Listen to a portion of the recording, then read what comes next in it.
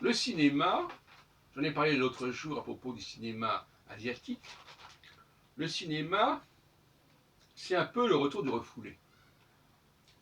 C'est-à-dire qu'il y a des choses incontournables. C'est le paradoxe.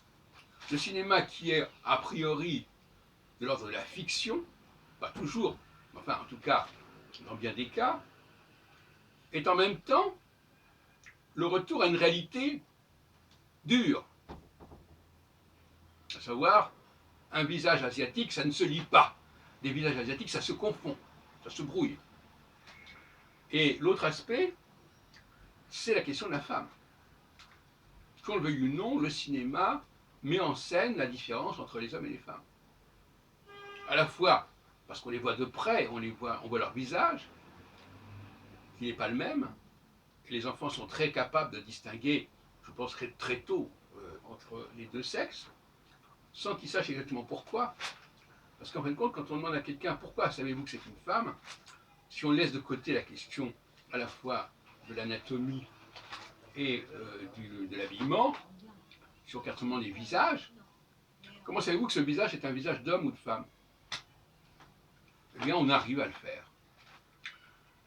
Et ça résiste à cette affirmation de l'égalité, de l'identité au sens de c'est pareil, c'est la même chose, etc. Et le cinéma, je viens d'écouter une émission sur France Culture à ce sujet, le cinéma continue à incarner. Il y a tellement de films où les femmes ont un rôle totalement secondaire, si tant est qu'elles ne sont pas absentes. Ou alors elles ont un rôle. Enfin bon, bref, en tout cas, le cinéma n'existerait pas fondamentalement sans la différence des sexes. Que ce soit dans Le train sifflera 3 fois, ou lors de l'Irlandais, que j'ai vu récemment, dans les deux cas au studio Christine Action, école, club. Donc le cinéma, c'est là où justement on revient à la réalité. La réalité des peaux, des faciès, des sexes.